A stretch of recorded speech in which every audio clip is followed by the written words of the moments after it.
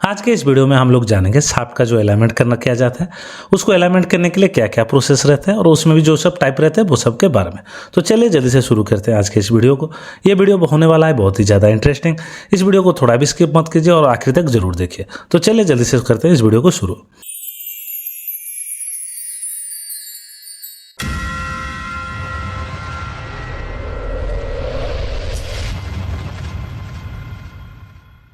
सबसे पहले shaft alignment करने के लिए 3 प्रोसेस रहते हैं। सबसे पहला जो प्रोसेस रहता है वो रहता है straight edge and feeler gauge method. दूसरा जो मेथड रहता है वो रहता है डायल इंडिकेटर मेथड और थर्ड जो रहता है वो रहता है लेजर अलाइनमेंट मेथड। सबसे पहले हम लोग बात करेंगे straight edge and feeler gauge method.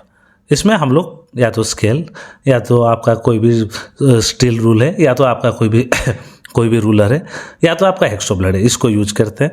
दोनों कॉपलिंग के टॉप में हम लोग इसको यूज करते हैं। एक बार रॉप में हम लोग चेक कर देते हैं दोनों के बीच में मिस अलाइनमेंट कितना रहता है, उसी हिसाब से हम लोग अलाइनमेंट करते हैं। उसके अलावा फिलर गेज को हम लोग यूज करते हैं कॉपलिंग के बीच में गैप चेक करने के लिए। इस तरह का अलाइनमेंट कहाँ किया जाता है? नॉर्मली जहाँ पर आपका क्रिटिकल सिचुएशन ना हो और जहाँ पर आपको प्रिसीशन हाई नहीं रहने से भी चलेगा या तो आरपीएम स्लो है, उस केस में हम लोग इस तरह का अलाइनमेंट करते हैं। नॉर्मली हैवी इक्विपमेंट में हम लोग प्री अलाइनमेंट करने के लिए इस प्रोसेस का यूज करते हैं। उसके बाद जो दूसरा टाइप का अलाइनमेंट है वो रहता है dial indicator method. Dial indicator method में क्या रहता है? उसमें एक डायल गेज को यूज किया जाता है। रिलेटिव पोजीशन, शाफ्ट का जो रिलेटिव पोजीशन रहता है और मिस अलाइनमेंट रहता है, उसको थोरोली ऑब्जर्व करने के लिए हम लोग डायल इंडिकेटर का यूज करते हैं। और जो डायल इंडिकेटर मेथड रहता है उसमें भी 2 टाइप के मेथड यूज होते हैं।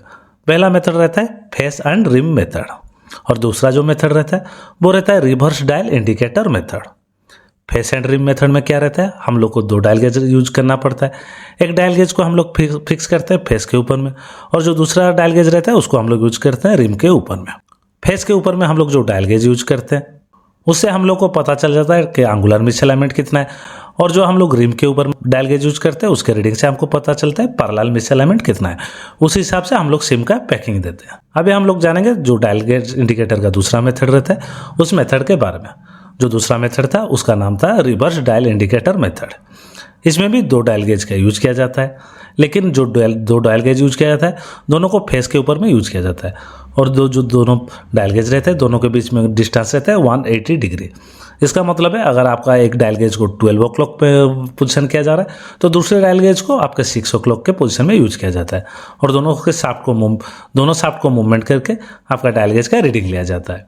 मैं अलग से वीडियो बना दूंगा जिसमें हम लोग डिटेल में जानेंगे फेस और रिम अलाइनमेंट मेथड कैसे किया जाता है और आपका जो रिवर्स डायल इंडिकेटर मेथड रहता है उसका प्रोसेस क्या रहता है, इसमें बताऊंगा तो ये वीडियो बहुत लंबा हो जाएगा।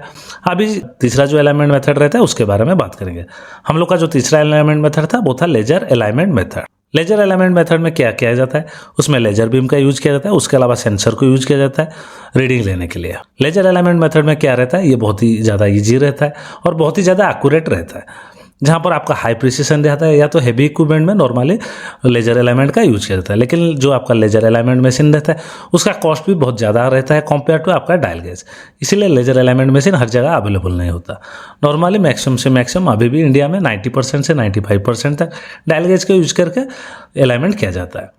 तो आज के इस वीडियो में हम लोगों ने जाना जो 3 तरह के अलाइनमेंट रहते हैं वो क्या क्या रहते हैं और उसको जो किया जाता है तो बेसिक में कैसे किया जाता है उसके बारे में हम लोगों ने जाना।